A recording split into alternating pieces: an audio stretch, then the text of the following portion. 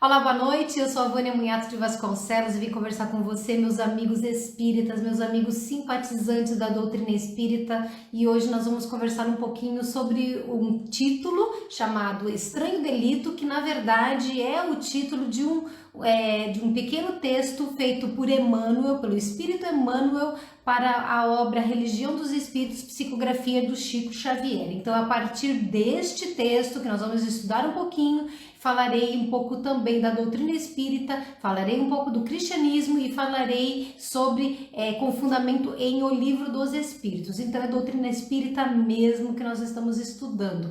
Mas antes de iniciar os nossos estudos propriamente ditos, vamos ficar na posição mais confortável, mais agradável, mais que seja possível de internalizar, a gente olhar para dentro de si mesmo, buscar aquela luz que a gente sabe que tem dentro do próprio coração, expandi-la e conectá-la com o nosso mentor que está aqui conosco, com os espíritos familiares, os espíritos simpáticos, subindo até chegar no Mestre querido Jesus e então nos sentirmos envolvidos pelo grande amor, pela energia amorosa, carinhosa e protetora do nosso Pai Maior, o Deus que nos criou, o Criador de todas as coisas, de todos os seres.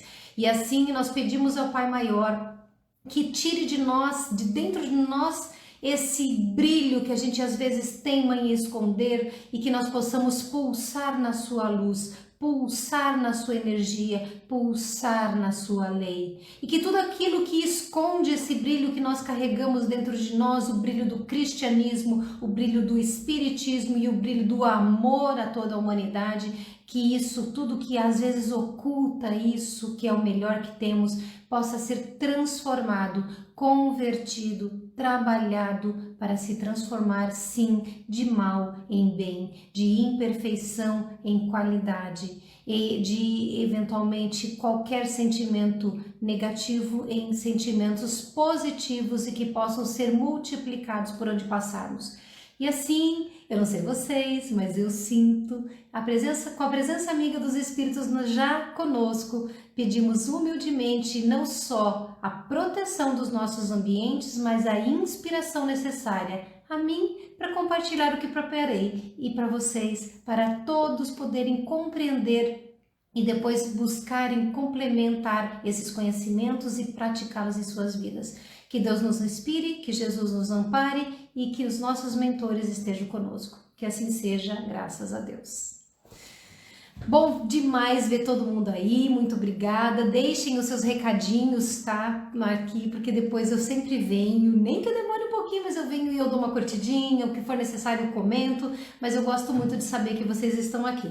Então, como eu já estava falando, vamos falar sobre um texto do livro Religião dos Espíritos, do Chico Xavier, que foi escrito esse texto, ditado esse texto pelo Espírito Emmanuel.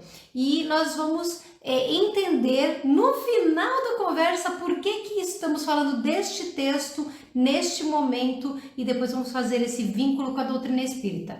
O texto, na verdade, ele quer explicar, fazer uma análise conosco, estudantes, estudiosos da doutrina espírita, por que razão, por que motivo Jesus teria sido condenado lá naqueles 2000 anos passados. Por que condenaram Jesus? O que Jesus fez para ser condenado? Nós sabemos que a morte dele não foi assim uma morte vulgar, uma morte que aconteceu por alguma coisa que a gente diga assim, nossa, ele cometeu um grave erro, mas a gente vai analisar um pouquinho sobre isso. Na verdade, todo mundo sabe que Jesus, segundo os relatos bíblicos e segundo tudo que a gente pôde captar do conhecimento que ele nos passou, de quem ele era, qual o conteúdo que ele multiplicava e que deixou para ficar no decorrer dos anos e dos milênios aqui entre nós, que Jesus foi preso sem razão, que ele foi questionado, até fizeram de tudo para que ele falasse coisas que na verdade quem queria ouvir é quem estava questionando, mas não eram a verdade. Ele foi processado e não foi processado da forma perfeita, como se havia de processo naquela época, o processo penal da época, não foi o que aconteceu com ele. Ele foi classificado como réu. E a partir daí ele foi condenado à morte pelo alto conselho da comunidade onde ele vivia. Então ele passou assim, o que era um processo penal um pouco mais estendido, mas um pouco mais extenso, ele passou em 24 horas, provavelmente, pouquíssimo tempo, e ele sofreu muito nesse período. A sentença que foi dada por esse conselho das pessoas que estavam envolvidas, que foi o pessoal da própria religião judaica, a sentença foi ratificada, ou seja, foi reforçada, assim, concordo, pelo a pessoa que era o julgador romano. Os romanos, eles dominavam aquela região, e então o povo de Jesus o condena, e o Pilatos, que é o julgador romano, o árbitro romano, ele vai lá e ratifica, sim, é isso mesmo. E ele ainda foi submetido, que nesse meio tempo ele tinha sido submetido, ou foi submetido, à autoridade da província, que se chama Antipas. E eu já vou dizendo que eu não estou errando, porque a gente tem o hábito de falar Herodes Antipas, mas se vocês forem pesquisar, tem um circunflexo na primeira letra, uma proparoxítona, e essa palavra se pronuncia Antipas. E então foi Pilatos apoiando a sentença, Antipas apoiando a sentença, e depois ainda se colocou o veredito deles para direito, esse veredito para o povo escolher. Foi quando se disse: aqui temos um criminoso terrível chamado Barrabás e temos um outro homem chamado Jesus. Quem vocês escolhem? Aí até hoje acontece isso, né? Alguém grita lá, Barrabás, e aí vai toda a voz do povo, aqueles que não pensam, que não julgam, que não analisam consequências, que seguem a massa, que acompanham o que os outros fazem. Aconteceu isso com Jesus. Então escolheram Barrabás, e Jesus, que tinha a possibilidade de ter sido solto, liberto, perdoado naquela oportunidade, não foi. Ele, durante todo o tempo da sua existência, a que é conhecida publicamente, durante o tempo em que ele fez aquela trajetória pública, não se tem notícia de coisas ruins que ele tenha feito, mas no período do julgamento dele não se tem notícias também de nenhuma pessoa que tenha levantado a sua voz para defendê-lo, dentre esses grupos que mencionei. Claro, teve gente que defendeu, teve gente que tentou escondê-lo, obviamente, teve gente que tentou protegê-lo, evitar a perseguição, mas de fato, colocar a cara a bater, abrir o peito e dizer assim, não, ele é inocente, nem os discípulos dele fizeram. Não estamos aqui julgando os discípulos de modo algum, só estamos dizendo que a força das coisas levou ele a um julgamento sem defesa. Mas e qual foi a culpa dele de verdade? Será que ele teve alguma culpa? Nós estamos lembrando que o nome do texto em que nós estamos fazendo análise e estudando chama-se Estranho Delito. Qual é o delito que Jesus cometeu? Quais os delitos, melhor dizendo? Então vamos lá ver. Aí esse texto faz perguntas. As perguntas são assim: ele foi contra, teve incompatibilidade, ele divergiu frontalmente, diretamente com os sacerdotes? Não, porque apesar dele se posicionar de forma diferente, ele dizia: eu não vim destruir a lei, mas dar-lhe cumprimento. Ele afrontou os que eram abastados, os ricos, os poderosos do tempo dele? Não, ele não tinha nada para exibir, ele não tinha nada para comparar, ele não tinha uma pedra que fosse dele onde ele deitasse a sua cabeça. Uma outra questão que Emmanuel coloca e responde no texto é se ele guerreou, ele lutou, ele teimou contra os políticos dominantes, ele ficou discutindo que estava tudo errado. Isso que a gente faz muito hoje em dia, tá tudo errado, ninguém presta e a gente tem uma cota de razão, mas ele fez isso, ele questionou os políticos dominantes daquela época. Ele, ao contrário, ele falava que era para dar a César o que era de César e a Deus o que era de Deus. Ele não tratava da lei romana, ele não tratava da lei judaica civil, ele tratava das leis divinas, das leis espirituais, ele tratava de conduta, mas uma conduta que extrapolava o momento presente, extrapolava a própria vida e a vida daquele mundo e daquele meio onde ele estava, porque chegou esse conteúdo até nós. Ele desprezou, depreciou os médicos, a importância que os médicos tinham na época. Ao contrário, ele não mexeu com isso, ele usou da oração e até do magnetismo, que hoje nós utilizamos a forma do passe magnético ou do passe espírita. Ele utilizou desse magnetismo e dessa prece que fazia conectar a energia do próprio Deus dentro daquela doação energética. E ele fazia isso diretamente com aquele que vinha pedir socorro, o socorro ao doente, quando ele curou aquele que era o leproso, quando ele curou a mulher que sangrava, quando ele trouxe à vida aquele que estava num estado de letargia, mas todo mundo à época, pelo conhecimento científico, sabia que era como a morte, ninguém conhecia como reconhecer um quadro letárgico e não sabia como salvar alguém para ele, aquele homem estava morto e Jesus foi lá sem meter médico no meio, sem questionar, sem criticar, sem fazer nada. Ele acabou com o interesse dos comerciantes? Ele destruiu a venda, o comércio, qualquer coisa? Não, tanto naquele tempo quanto hoje, nós sabemos que caridade, a doação de bens, de materiais ou como por exemplo ele fez naquela época, que era a multiplicação dos pães e dos peixes, isso em favor dos famintos, isso é um gesto que nós admiramos. Se admira hoje, se admirava naquele tempo. As pessoas têm fome. Se você pode multiplicar alimento, você está prejudicando o comerciante, ele não afrontou o comerciante. Ele insultou os pesquisadores da alma ou os filósofos daquele tempo que estavam buscando experiências? Não, ele anunciou publicamente: conhecereis a verdade e a verdade vos libertará. Então ele era favorável às pesquisas, às análises filosóficas.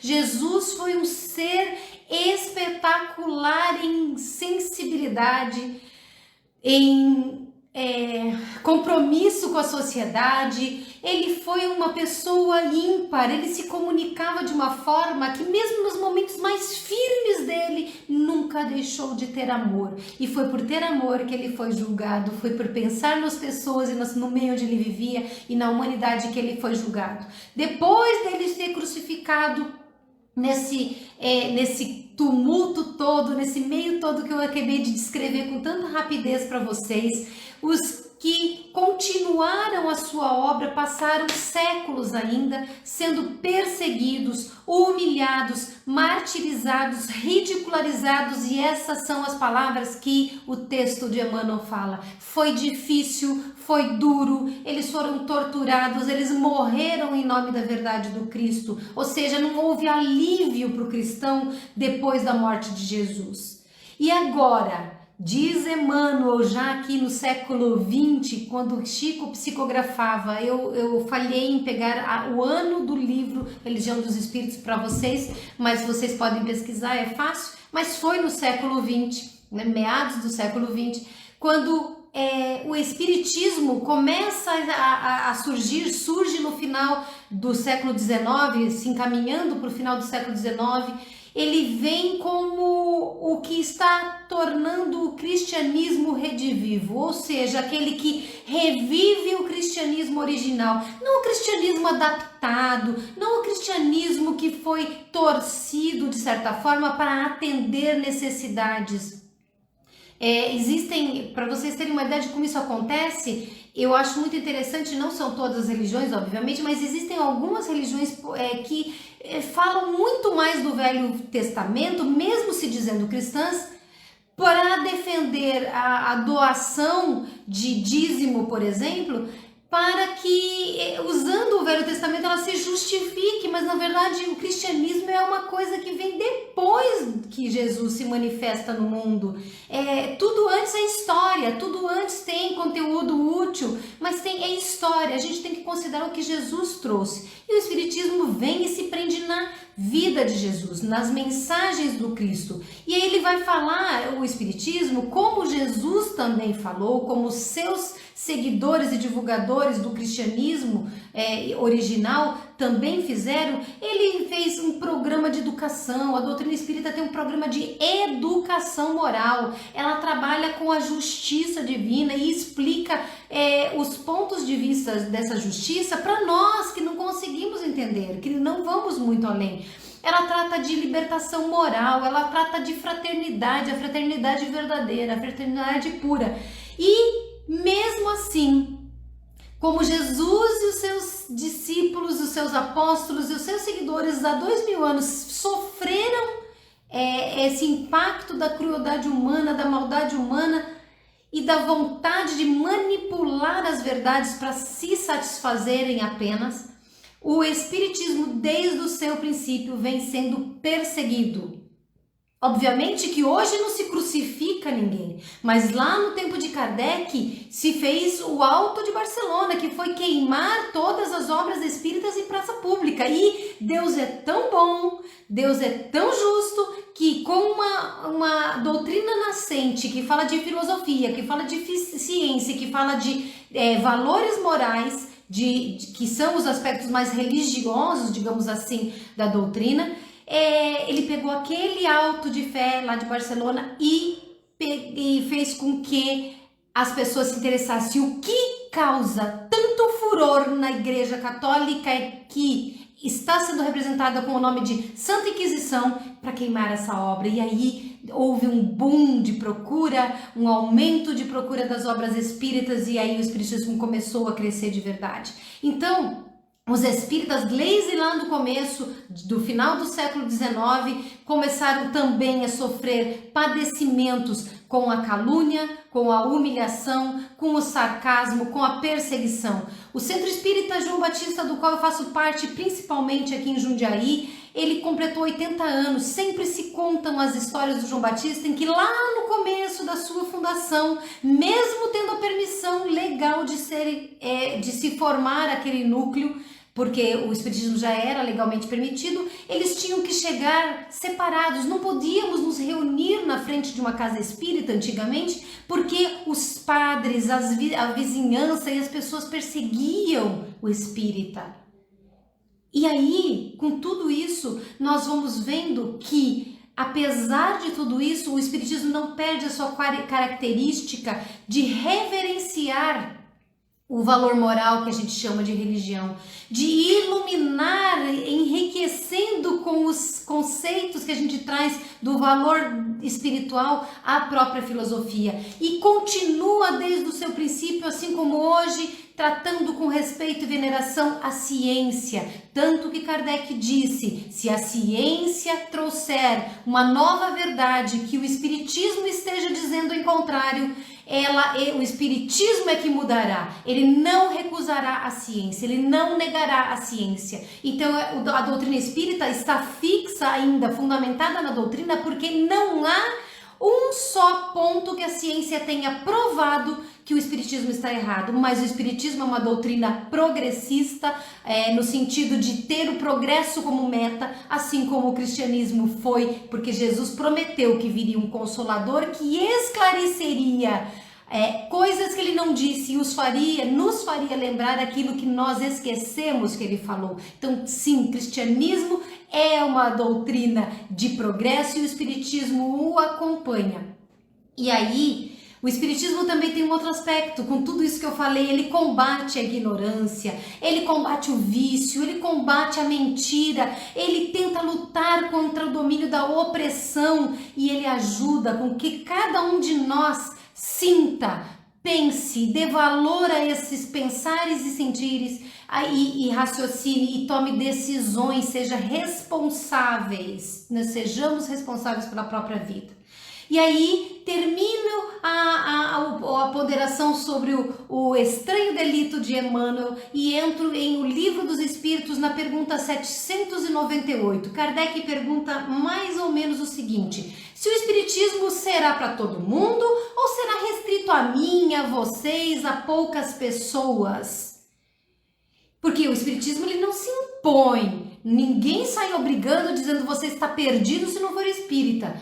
Se dirá, fora da caridade não há salvação e não fora do espiritismo não há salvação. E aí, Kardec pergunta isso lá no Livro dos Espíritos para os trabalhadores da luz do lado de lá da vida, e eles respondem que se tem convicção, tinha naquela época, eu tenho convicção hoje, de que o espiritismo se tornará uma verdade universal, uma convicção íntima.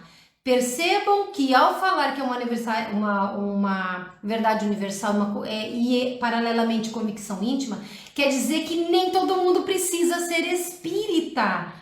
Dizer, não, eu sou, a fé que eu professo é o espiritismo, é a doutrina espírita, mas a convicção, porque o espiritismo ele não se limitou a conceitos estritamente materiais, ele se pauta em verdades universais, em leis consideradas leis morais. Vai lá no próprio Livro dos Espíritos e vai lá, tem lei de liberdade, lei de conservação, lei de reprodução, lei de sociedade, livre-arbítrio, que é a liberdade, reencarnação. Tem N leis que nós temos e que aqui no planeta Terra a gente ainda não conhece todas, com certeza virão certamente leis, mais leis, mas eu diria que são as leis que mais importam para nosso desenvolvimento moral e intelectual no dia de hoje. Então o espiritismo ele será uma convicção porque eu poderei ser católica, eu poderei ser espírita, eu poderei ser budista, eu poderei não ser nada disso e ter fé em Deus como o ser que criou tudo, o criador de tudo, e que sei que o amor ele é a resposta a todas as questões, que a caridade é o amor praticado, que nós renasceremos e teremos oportunidade de corrigir os nossos erros, que nós não podemos desprezar os bens que a vida nos deu, porque isso tudo é instrumento que nos prepara para sermos como alunos melhores cada vez mais e vencermos as nossas provas, que nós teremos, somos os construtores da própria vida através da lei de causa e efeito. Então, se eu recebo um problema, um mal, uma dificuldade, obviamente que isso é educativo, para que cada um de nós possa se corrigir. Então, por estar na ordem natural das coisas, o espiritismo passará a ser uma convicção íntima. E por ser uma convicção íntima, e nós falando sempre do progresso do mundo de expiações e provas para o mundo de regeneração, só podemos entender que será universal, será de todos os povos da Terra e se estende para todo o universo. Então é bonito de ver como as coisas se encaixam, se envolvem num conceito cada vez maior. E aí dizem os espíritos da Kardec nessa questão que chegou o tempo de todas as pessoas entenderem qual é o lugar do espiritismo na vida da coletividade, na vida do indivíduo. E eu repito, tem gente que fala que o espiritismo é a religião do futuro. Na verdade, os conceitos espíritas são a verdade que o futuro mostrará a todas as religiões, a todas as filosofias. E é isso que importa. É irrelevante para mim se vocês estão assistindo aqui, são espíritas ou não. Eu quero saber se vocês fazem caridade, se vocês são bons, se vocês se modificaram, se vocês olham para trás e veem no espelho hoje uma pessoa diferente daquela que vocês foram. Assim como eu me sacrifico ou me esforço todo dia em ser e fazer, porque é nossa obrigação. Mas ele não fala que vai ser fácil, ele fala que vai ser difícil, que haverá grandes lutas, o embate contra quê? Contra quem? Contra o interesse, contra as pessoas que desejam manter as coisas como estão. Nós vemos todos os dias, no dia de hoje, em todas as áreas, pessoas destruindo o que é bom, porque elas não podem privilegiar um processo anterior, porque é de outro time, de outro partido, de outro viés ideológico, de outro pensamento, e as pessoas tratam e continuarão tratando por um tempo, talvez, a doutrina espírita como algo que não serve porque viola as minhas convicções. Eu quero assim porque assim é melhor para mim, para o meu grupo. E aí é mais uma questão, sim, de interesse do que de convicção. Ficar recusando, negando e questionando. Mas eu não sei vocês, depois se quiserem até me contem. Eu tenho visto cada vez mais pessoas, e eu digo isso porque eu sou muito escancarada como espírita. Alguns de vocês sabem que eu entrei este ano como pré-candidata a vereadora, e eu deixo aberto, sem fazer mistura de religião, e não estou fazendo mistura de política aqui, só estou contando um fato, que eu falo abertamente que eu sou espírita.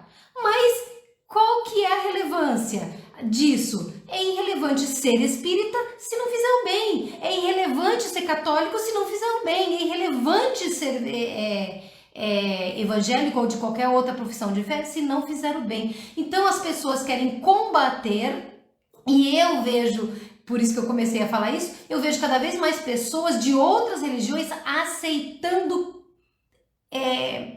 conclusões espíritas, aceitando, por exemplo, reencarnação. Vocês conhecem algum católico que diz assim: eu sou católico, mas eu acredito em reencarnação? É disso que nós estamos falando. As pessoas se mostram, se nós não tivermos preconceito, medo ou vergonha de dizer que somos espíritas, nós veremos o outro se mostrar para nós com sinais de que ele compreende conceitos. Ele não precisa mudar de religião, ele compreende conceitos. E aí a gente vai ter cada vez menos pessoas combatendo por interesse, combatendo por amor próprio, combatendo por interesse material, e mais pessoas se envolvendo naquilo que supera o rótulo, o título da religião. Tanto que eu falo, o espiritismo é a minha religião, mas a gente sabe, tá cansado de saber que o espiritismo não se intitula de religião. É uma forma fácil de dizer para vocês: o valor moral para mim é o do espiritismo. Ah, mas você não tem religião? Não, eu sou espírita. Percebem?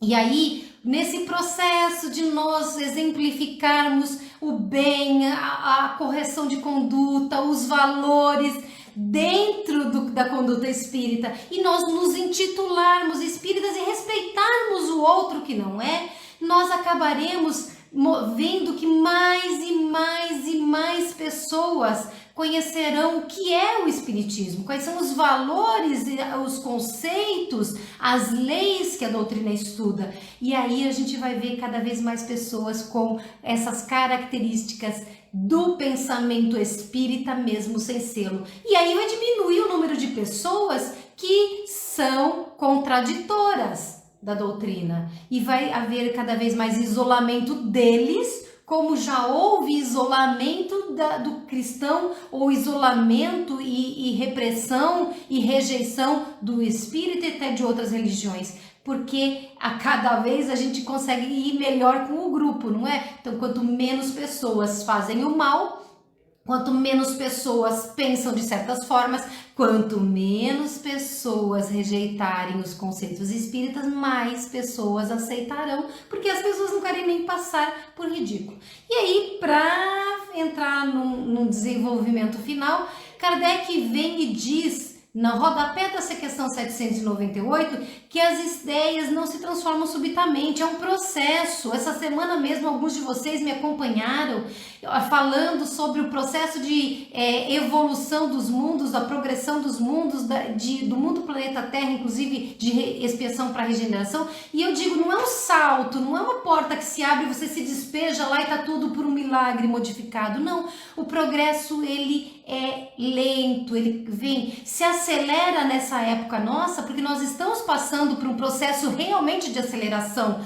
Tem que mudar, já cansamos de esperar. Só de Jesus já foi 2000 anos, por que a gente continua esperando para mudar? Então aí a força das coisas nos leva a ter que tomar posicionamento. Não tem mais muro, a gente tem que escolher lado, o muro não vai dar para ficar mais em cima. Então, como Kardec explicou, não se transformam as ideias de forma súbita, abrupta, ela vem num processo e quanto mais passa o tempo e as gerações, mais vai abrindo a cabeça e abrindo o coração do ser humano para obter conhecimento e recepcionar esse conhecimento de forma a se modificar internamente. Kardec até menciona que isso aconteceria em 2 ou 3 gerações, só que eu andei pesquisando quanto significa 2 ou 3 gerações e eu acho que aqui houve um equívoco, a não ser que lá atrás fosse uma outra medição. Até bem pouco atrás era 25 anos, mais ou menos, o que é considerado de geração, e hoje, na atualidade, se considera 10 anos. Obviamente, se passou mais tempo que isso, nós continuamos querendo atrasar o progresso, continuamos nos arrastando, mas mesmo que leve 10 gerações nesse tempo de 10 anos, ou seja, que nós tenhamos aí 100 e poucos anos para continuar, nós veremos sim o progresso acontecendo, veremos sim a doutrina espírita sendo cada vez mais presente na vida de todo mundo, não como doutrina, não como ponto de vista religioso, mas como verdade divina implantada em todas as religiões e filosofias, porque Deus não privilegiou a doutrina espírita.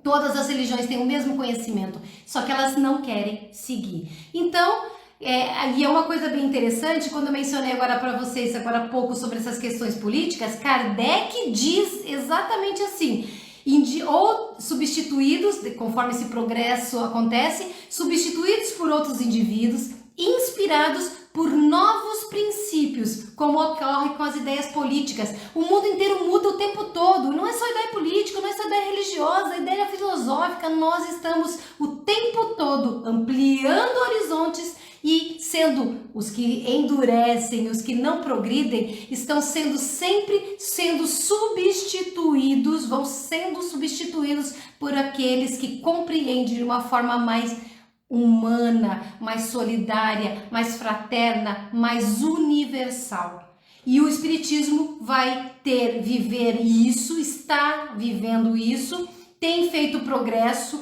ninguém mais agora tem muito preconceito. Vânia, você segue, sei lá, aqueles seres que tem gente que gosta de falar, não gosta de falar o nome, eu não vou falar por respeito a eles, que eventualmente estejam aqui, mas não, o espírita é bom, o católico é bom, o evangélico é bom, mas nós precisamos entender que o progresso vai tocar cada um de nós, e nós estamos falando de espiritismo, e o espiritismo também vai ter menos dificuldade de se mostrar ao povo, à humanidade, porque ele traz esses conceitos que vieram para ficar. Então, a marcha do espiritismo, ela está sendo razoavelmente lenta, é fato, mas comparem de 1857 até agora, como é a recepção das pessoas e quantas pessoas aceitam, respeitam ou são espíritas. Pense no tempo que levou o cristão para poder assumir publicamente que era cristão, que seguia os conceitos de Jesus. Nós sabemos que o espiritismo não levará o tempo que o cristianismo levou para se implantar em todo o mundo. E aí, a gente sabe disso por quê? Porque o próprio cristianismo abre as portas do espiritismo, porque o espiritismo trata de cristianismo redivivo. E aí, Kardec diz que o cristianismo tinha o que destruir naquela época, um monte de valores, um monte de conhecimentos equivocados, mas que o espiritismo não. O espiritismo só vai edificar, ou seja, construir em cima da própria base, do alicerce fundamental que é o cristianismo. E aí, fechando mesmo, para não tomar muito tempo de vocês, a pergunta seguinte, 799 do Livro dos Espíritos, Kardec pergunta assim: de que maneira o espiritismo pode contribuir com o progresso? Porque eu falei o tempo todo aqui de progresso, então tá, ok, como é que o espiritismo contribui?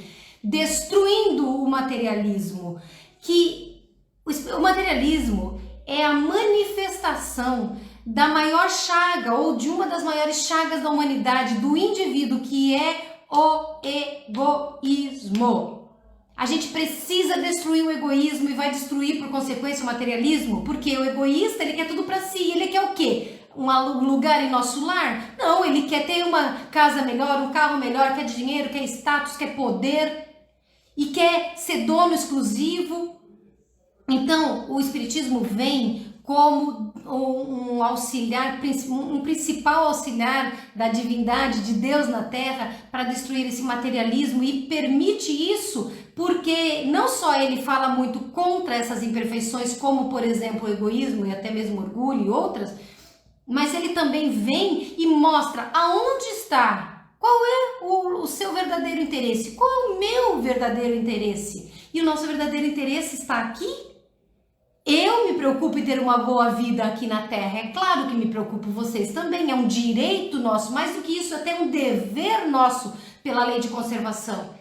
Mas eu só posso escolher lugar lá do outro lado se eu for bem aqui. Eu tenho que ir bem aqui, e ir bem não é bem materialmente falando, é como ser humano, como princípio inteligente, como alguém que age de acordo com o que o cristianismo ensinou. Então, gente, não temos mais dúvida da vida futura. Nós podemos e já sabemos que podemos garantir o futuro da vida verdadeira, da vida imortal, através de um bom comportamento na vida presente. E aí, vamos destruindo com isso os preconceitos de seitas, de castas, de valores, e cuidado com isso. Por favor, cuidado, não caiam nas falácias dos direitos humanos. Eu não estou falando contra os direitos humanos, os verdadeiros direitos humanos, mas cuidado com as falácias dos direitos humanos, que na verdade estão segregando, dividindo, estão colocando pessoas e grupos uns contra outros, em que para dizer que um é tão bom quanto o outro, você desqualifica o outro e você passa a cobrar milênios de ignorância, como se hoje você e eu fomos culpados pelo que aconteceu no passado. Nós estamos mudando, temos que mudar os nossos conceitos, temos que mudar os nossos valores, temos que investir nos nossos princípios, mas não vamos cair no erro de sair apedrejando quem já errou antes de nós, porque nós mesmos já fomos aqueles que erraram. Então vamos amar, vamos fazer com que esse estranho delito de Jesus, que foi amar a humanidade, seja um estranho delito da própria doutrina espírita, pelo nosso estudo hoje, seja também o nosso estranho delito, que a gente ame mais e faça as coisas de acordo com o que o verdadeiro cristianismo e o espiritismo nos ensina, para fazer a vontade de Deus na terra, a vontade de Jesus, que nos ensinou como fazer, e facilitar a vida também do nosso mentor, que trabalha muito para que a gente não tropece, não caia e não se perca mais uma vez. Ufa! Falei bastante, falei rápido, gosto de falar assim porque eu gosto de falar todos os conceitos. Eu espero que vocês tenham compreendido o raciocínio, tenha ficado alguma coisa de bom com vocês aí. E aí eu vou encerrar com uma pequena mentalização pelo nosso planeta, como tenho feito, e isso sempre entra nas nossas vidas, nas nossas pessoas queridas e tudo. Vamos lá nos fechar um pouquinho internamente, e daí fazer aquela expansão de luz de novo. E a gente vai dizer: Senhor, muito obrigado mais uma vez por estarmos aqui reunidos em nome de Deus, você, Pai querido, e de Jesus, você, amado Mestre Jesus, que veio e deu a sua vida e tudo o que pôde para que nós evoluíssemos. Obrigado, Senhor, por estarmos na presença bendita e sagrada daquele que trabalha em Teu nome e que é o nosso mentor, um espírito mais evoluído e bondoso, aqueles outros espíritos que estão aqui pensando e mentalizando e reunidos numa grande força de amor para emitir, todos eles, todos nós, pensamentos de paz universal, pensamentos de muita luz, especialmente nos corações que ainda carregam mágoas, rancores, ódios e desejos de vingança. Que nós possamos emitir essa luz, Senhor, por toda essa bola azul que atravessa o universo, e que isso, nós sabemos, vai tocar cada animal, cada vegetal, vai tocar cada ser humano e vai tocar cada uma das leis humanas, de todas as religiões humanas, de todos os grupos e indivíduos.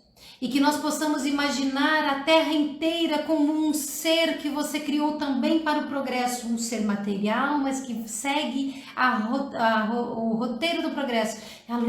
Vejamos de fora a Terra também brilhando, linda, iluminada, como quem diz: regeneração, eu estou aqui, pronta para você, para ajudar esta humanidade toda a se regenerar comigo.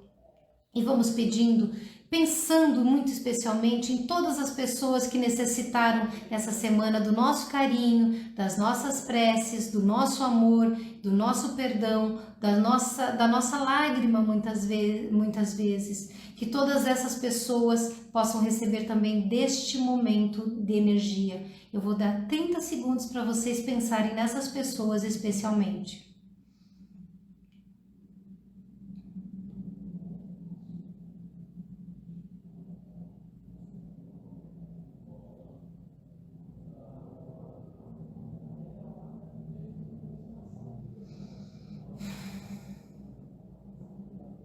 Enquanto vocês terminam de pensar, pensemos no nosso lar, no nosso emprego, no lugar que nós estamos, pensemos na nossa própria capacidade de contribuir com a mudança do mundo e peçamos força a Deus para não passarmos em branco nesta encarnação, para que a gente possa fazer coisas de verdade, que a gente vai olhar para trás amanhã ou depois e dizer assim: puxa vida, eu até sei que podia ter feito mais, mas eu fiz bastante coisa e eu me congratulo por não ter ficado acomodado no meu canto, esperando que o mundo se resolvesse sozinho ou que alguém fizesse por mim.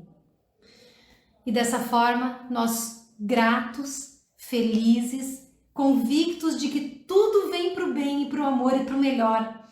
Eu agradeço a Deus, a Jesus, aos bons espíritos, a vocês por estarem comigo nessa noite. E acho que vocês vibraram direitinho, porque eu tô sentindo uma emoção danada. Então eu sou muito grata por estar recebendo também com vocês de toda essa energia. E eu convido mais uma vez, vamos trabalhar juntos para que esses estranhos delitos que estudamos hoje sejam implantados na Terra com velocidade e a gente já não encontre aqueles que vão contra, mas aqueles que abraçam conosco o grande amor que a Terra pode viver. Tá bom? Gente, muito boa noite, obrigada de todo o coração, uma excelente semana, noites e dias de muita paz, alegria e amor para vocês. Beijo, fica com Deus.